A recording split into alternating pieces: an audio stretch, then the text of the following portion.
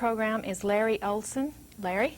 Hi. Hi, how are you? Carol? Dear friend and co-worker at times. Yes, indeed. He tries to drag me in his office occasionally. Larry is a practicing, is that important to say practicing? Oh, yeah. That You're means a I'm practicing. current. Okay. That's right. You got all of your tests done and your certificates and all that. That's correct.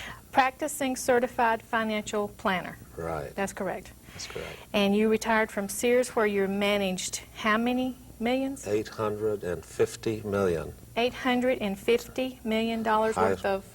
I was responsible for the laundry division at Sears, working out of their main office in Chicago. So you kind of know how to finagle money around a little bit. Well, I understand how numbers work with each other, that's for sure. Yeah. Okay. And we're going to give your phone number in a few minutes, but we want to talk about this very, very important question. What is the most common problem found in American families? I think if you were to ask a minister or ask a sociologist, they would say divorce. Yeah. Asking a financial planner, I really believe at the root of that problem is financial management in the family. It is very difficult for American families to make the dollar stretch. With television and newspapers and everybody clamoring for the dollar and people wanting to spend now and buy things they want, not necessarily need, no matter how much you make, you can spend more than you earn, and of course that isn't healthy. No. And it's kind of hard for some families to understand the difference between want and need, isn't it? That is a critical, critical difference. Yeah. We've become so sophisticated, we've been exposed to so many possibilities for want that it's not hard to fall in that trap at all, Carol.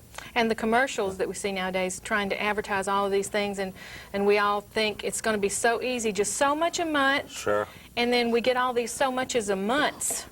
And we were talking about credit cards. Tell us the advice you've given on credit card debt. Sooner or later you end up, robbing Peter to pay Paul, and there isn't enough to go around.